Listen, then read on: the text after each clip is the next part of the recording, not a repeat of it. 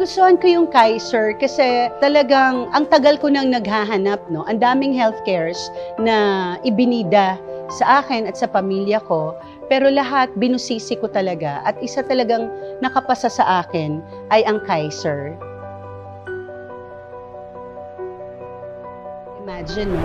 You are insured and you have an additional retirement. Pagtanda mo, hindi ka lang aasa sa gobyerno na retirement, no? Meron ka pang Kaiser Healthcare na kaagapay. Kaiser, nasa iyo na ang lahat. Bakit ba mahalaga ang pagkakaroon ng long-term healthcare? Basahin natin sa The Secret to Saving and Building Your Future. In the Philippines, a lot of sick people die not because there is no medicine or treatment available, but because they don't have money to pay for this cost.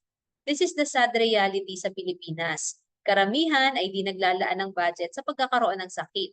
Pero naghahanda ng bongga sa kasal, sa binyag, sa birthday party, sunod lagi sa latest na gadget, kaya kapag nagkasakit, wala nang perang pampagamot.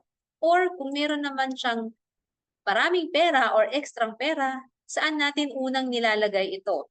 Either sa bangko or nag-i-invest tayo saan? Sa mga lupain, sa bahay, sa sasakyan. Pero dapat pala meron tayong protection. Hindi tayo basta invest lang ng invest. 'Di ba? Kasi hindi naman po naituro ito sa atin eh. Ang alam lang natin kapag tayo ay merong ekstrang pera, mag-invest tayo, 'di ba? Pero pag nagkasakit tayo, hindi naman natin pwedeng sabihin sa doktor na, "Dok, gamutin mo ako. Marami akong lupain, marami akong um, lupa at bahay." 'Di ba? Ano ang unang hinihingi pag tayo ay na-ospital? Meron ka bang health card?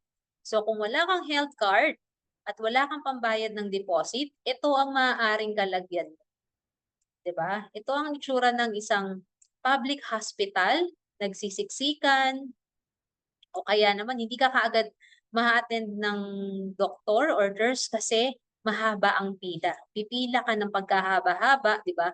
Kung iaasa lang natin ang pagkakaroon natin ng sakit sa gobyerno. Alam mo ba kung nasaan ang pinakamahal na bed sa buong mundo? Ito ay matatagpuan hindi sa pinakamagandang hotel, kung hindi sa isang ospital.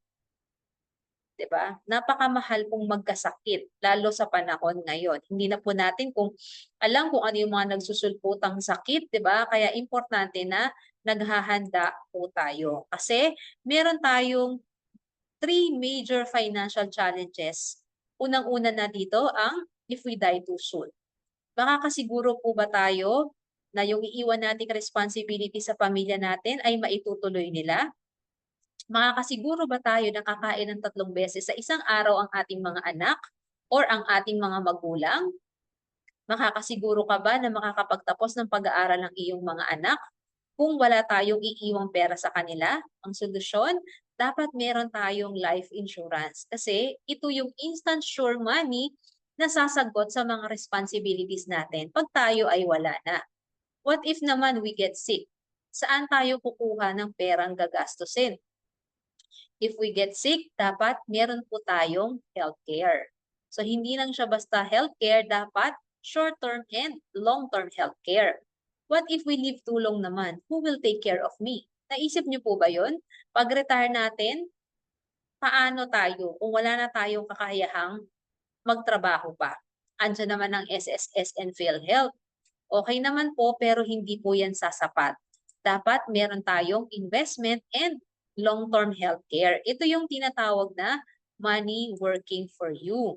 So itong major financial needs natin, napaka-importanting paghandaan natin. Ngayon pa lang habang tayo ay malakas at mayroon pang kakayahang mag-ipon. Okay? So, what if I could tell you a product na sasagot dun sa tatlong major financial needs natin? Presenting Kaiser, your first name in healthcare. Kaiser, by the way, is an HMO and not an insurance. This is not your typical HMO na bayad ka ng bayad. Kung hindi ka magkasakit, wala kang makukuha. Or yung HMO na binibigay ng company natin sa atin habang tayo ay empleyado. Pero pag wala na po tayo sa kumpanya at tayo ay pa-retire na or retire na, sino na ang sasangkot ng ating healthcare needs? Dapat meron tayong sarili nating health card.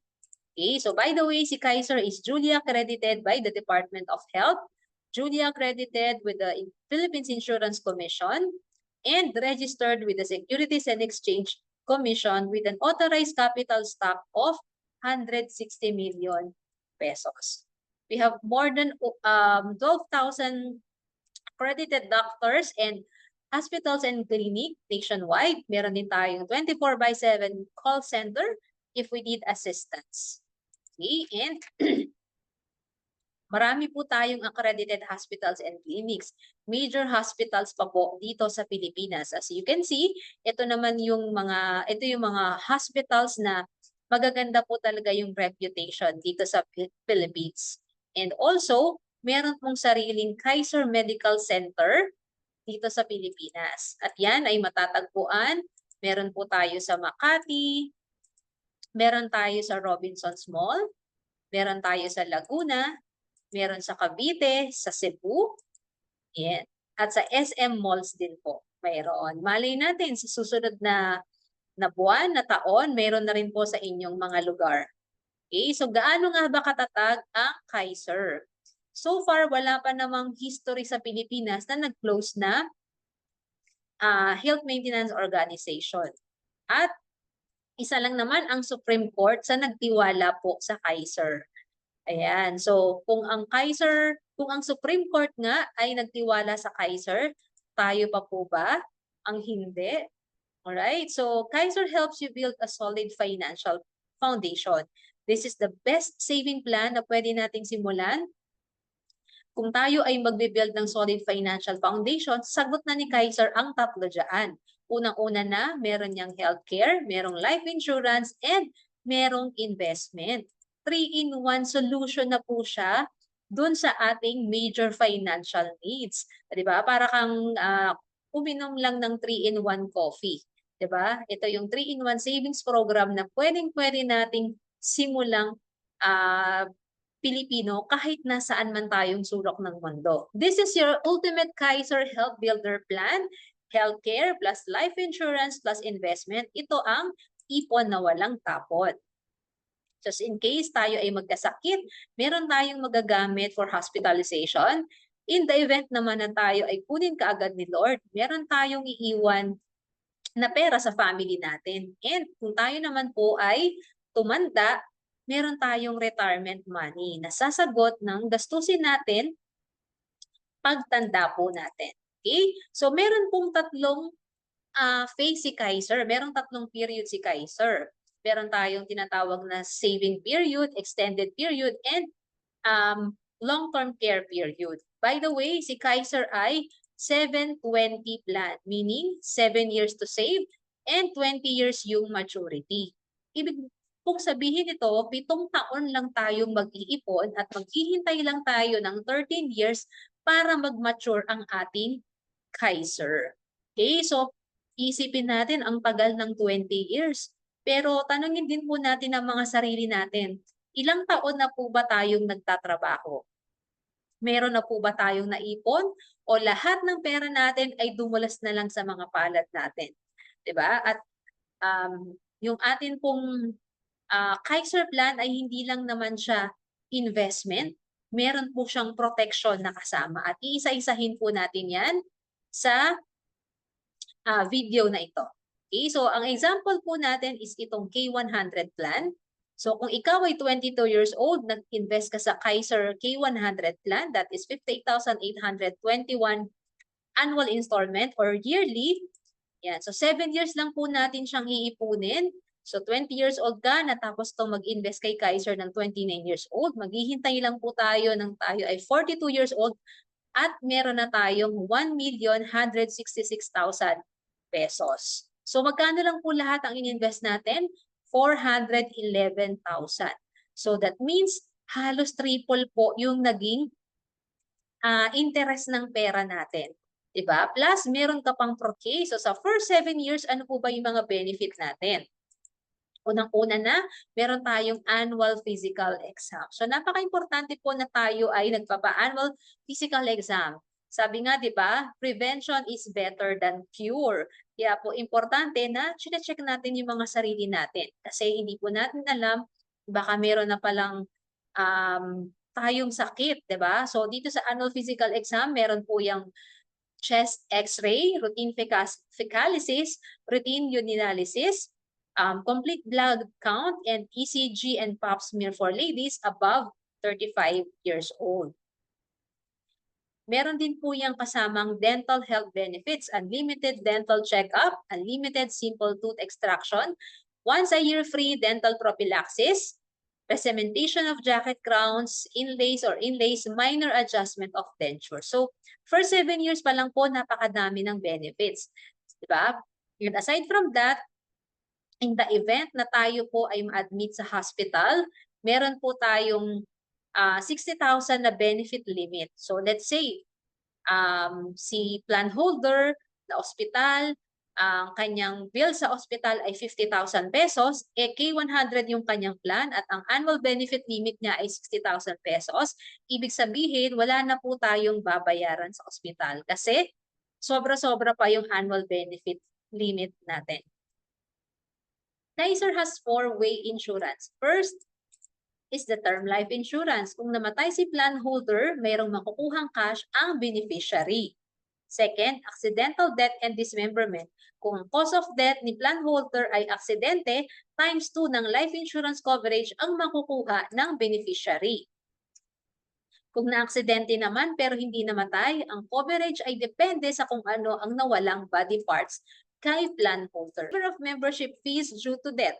Kung 2 years pa lang nagbabayad si plan holder at namatay, matatransfer ang plan at it will be considered fully paid.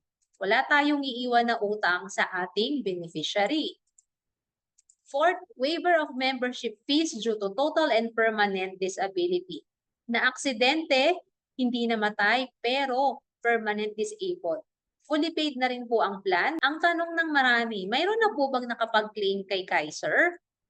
Yes po, sila po yung pamilya ng mga plan holders na nakapag-claim na po ng death benefit dahil yung kanilang mga mahal sa buhay ay nag-avail ng Kaiser. Gaya na lamang po ng isang pamilya na to na tumanggap ng death claim matapos magkaroon ng sakit na cancer ang isang Kaiser policy holder. Hindi ko na kailangan si Kaiser, may PhilHealth naman ako. Alam mo bang PhilHealth is integrated with Kaiser? Example, na-admit tayo sa ospital. Ang hospital bill natin ay 60,000 pesos. Kung may PhilHealth ka, ibabawas mo na si PhilHealth and then yung remaining balance mo, si Kaiser ang magbabayad. Pero paano kung wala naman tayong PhilHealth? Ikaw ang mag-shoulder nung PhilHealth ba? Ikaw ang mag-shoulder nung corresponding amount sa PhilHealth and then remaining ay si Kaiser na. O, diba? It is best to have both. At ito pa ang maganda. Kung hindi naman tayo nagkasakit sa loob ng 7 taon na tayo ay nag-iipon kay Kaiser, meron tayong money back guarantee na tinatawag or yung tinatawag natin na long-term care bonus. At least 85% of our contract price ay ibabalik sa atin. So, sa K100 example, ang contract price natin ay 411,000. Ang at least 85% na bonus niyan ay 350,000 pesos. O di ba? Sobrang sulit ng ininvest natin sa Kaiser. Meron na tayong protection, meron pa tayong bonus pag tayo ay hindi nagkasakit. So what will happen naman after natin matapos yung 7th year na pagsisave kay Kaiser? Dito na papasok yung ating waiting period. So another 13 years para tayo ay maghintay ng maturity natin sa Kaiser. So habang tayo ay naghihintay, yung pera natin tumutubo kay Kaiser ng at least 10% compounding interest yearly. Okay? So, ano pa yung mga benefits natin? Covered na dito yung outpatient benefit, inpatient benefit, even pre-existing and dreaded illness covered na rin po. Right? Pwede rin siyang magamit sa maternity benefit. Meron pa rin tayong dental benefit and annual health benefit plus the additional health benefits. So ito yung mga example ng pre-existing illness na covered na ni Kaiser on the 8th year up to the 20th year. Okay, so dumating naman yung maturity period niya. After 20 years, what will happen to my Kaiser investment? Meron tayong dalawang settlement options. Option 1, lifetime healthcare benefit, withdrawal of 50% or less from the total health benefits. So for example, yung ating K100 plan, ang maturity niyan is 1 million pesos, di ba? So kung i-withdraw natin yung kalahati, gusto na nating ma-encash yung ating investment, and then yung remaining 50% naka-invest pa kay Kaiser, ibig sabihin tumutubo pa yung pera natin kay Kaiser and protected pa din tayo ng healthcare, ng life insurance, 'di ba? Kahit beyond 60 years old na tayo, meron pa rin tayong healthcare and insurance. 'Di ba magandang balita 'yon? And option 2, healthcare and life insurance terminated or full withdrawal. Ibig sabihin, upon maturity on the 20th year, kung kontento ka na sa 1 million pesos mo, kung K100 yung plan mo, pwede mo na siyang i-withdraw. So kapag winidraw mo na siya, wala ka ng coverage na life insurance, wala ka na ring healthcare. So 'di ba? Nasa sa inyo naman po yung desisyon. Ano po ba yung gusto niyo? Option 1 or option 2? So upon maturity, ang investment natin kay Kaiser is as good as cash na. Ayan, so gaya po ulit ng example natin na 411,000 na ininvest natin, magiging 1,166,000 siya upon maturity. So kagaya ng example natin, 22 years old lang siya start mag-invest kay Kaiser, napakabata, di ba? At age 42, meron na siyang 1 million. Pero since nakita niya na nag-i-interest pa yung pera niya kay Kaiser, hindi muna niya winidraw. Kaya yung pera niya at age 60, mas lalo pang lumaki. Even at age 65, umabot na siya ng 10 million pesos. 'Di ba? So habang lumalaki yung pera mo kay Kaiser, ikaw po ay protected pa rin ng healthcare and life insurance. Isn't it a good news, 'di ba? Ilan ba sa mga senior citizen natin ang merong ganitong kalaking pera? Karamihan sa atin, sa mga Pilipino, ay umaasa na lang sa gobyerno, SSS and PhilHealth. Maganda po yan, pero hindi po siya sasapat. Okay? So, ang tanong ulit, yan, meron na bang nakapag-withdraw ng inyong Kaiser maturity? Yan, yung may mga nag-mature na ba ng mga Kaiser plan? Yes po, sila po yung mga nakapag-claim na ng kanilang Kaiser maturity plan. Alright, so kilala naman po natin si Julius Babaw and Tintin Bersola Babaw. Okay, so ito po yung ating iba't ibang Kaiser plan according to age and according po dun sa payment na gusto ninyo at yung maturity value. Okay, ako po ay highly recommend K100. Ito rin po yung plan na kinuha ko. Ayan pong naka-red, K100. Annual installment po niyan or yearly, 58,000. Pwede siyang semi-annual, quarterly, or monthly. Mas makakasave po tayo ng at least 2 months kung tayo ay mag-annual installment.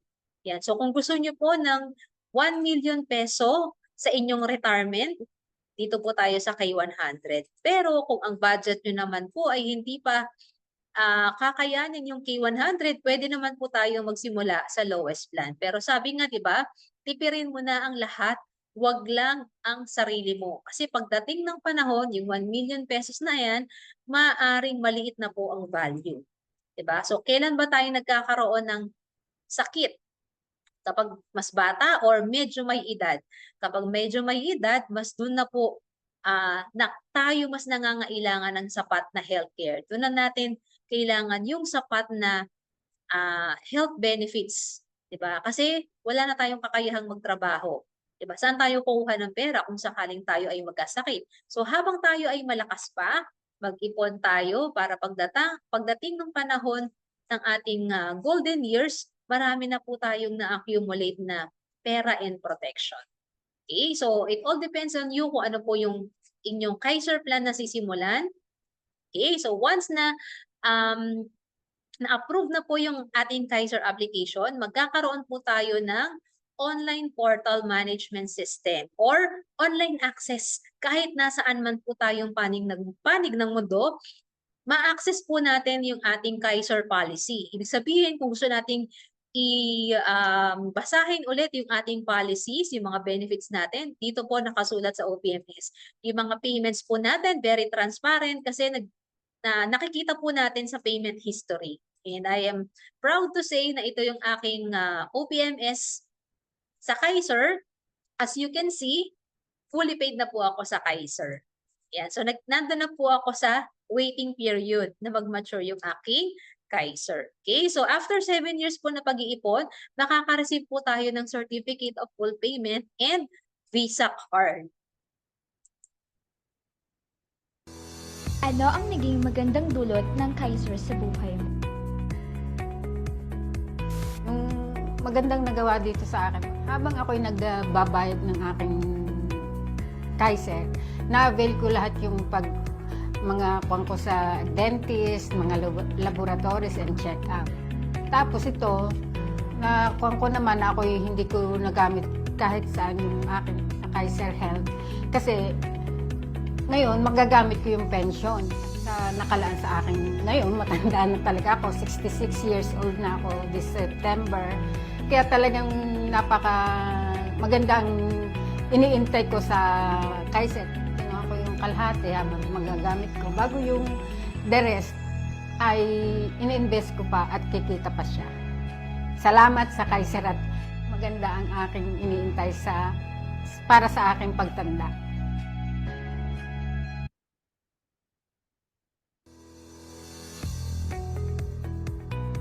Paano nakatulong ang Kaiser sa buhay mo? May tulong niya sa amin ay pambayad ng nautang namin nung nakaburol siya. Tapos kung halimbawa may matira, ibibili namin ng mga hayo para may maalagaan, magiging puhunan. Salamat Kaiser. Bakit ko kailangan mag-invest kay Kaiser? You have to invest in Kaiser because medical costs double every 5 to 7 years. Pataas na po ng pataas ang mga bilihin, ganun din po ang pagkakasakit. Kailangan po natin ng mas malaking savings para dito. A lot of sick people die not because there is no medicine, but because of no money. Yung iba, tinitiis na lang yung sakit ng katawan, sakit ng likod, sakit ng dibdib. Diba? Hindi natin alam, malala na pala yung sakit natin. Ayaw nating magpa-check up, hindi dahil natatakot tayo sa sakit, kung hindi, wala po tayo pera. Natatakot tayo sa gastos sa ospital at sa mga gamot. Majority of Filipinos don't save money for future healthcare needs. Kaya nang nabanggit ko kanina, saan inilalaan ng Pilipino ang mga pera nila? Sa iba't ibang bonggang okasyon, travel, gadget. Pero pag nagkaroon ng sakit, saan pupunta? Mangungutang or iaasa sa gobyerno. You cannot bring with you the healthcare benefits provided by your company when you retire or resign. Kahit gaano pa po kaganda ang health card na pinrovide sa atin ng ating kumpanya, pag tayo ay nag-resign, hindi na po natin yan madadala. Or pag dumating po tayo ng age 60, hindi na po tayo i-cover. Kaya po mahalaga tayo ay merong short-term healthcare or HMO from our company ngayon at nag-iipon na rin po tayo ng sarili nating health card pagtanda po natin. Yan, no traditional healthcare company covers ages 61 and up. Most people rely on their children or sell properties or borrow money for their medical needs during retirement. Bahala na yung anak ko sa akin. Okay? O kaya naman, ibebenta ko yung aking mga properties pag ako ay nagkasakit. Which is, mali pong mentality yan. Dapat ngayon na may lakas tayo at may sapat na kakayahan para mag-ipon, gawin na po natin. Majority of personal bankruptcy is due to medical crisis. Kahit gaano pa po karami ang ipon nating pera sa bangko, pag tayo ay nagkasakit, isang major illness lang can wipe out all our investment. So the decision is yours po. Sabi nga, the comfort level of your healthcare situation depends on the decision that you will make today. Congratulations dahil natapos mo ang video na ito. Let us all build a stronger, healthier future for you and your family. If you have any questions, you can scan this QR code. You can message me on my Facebook or you can send me a message through my mobile number or sa aking email address.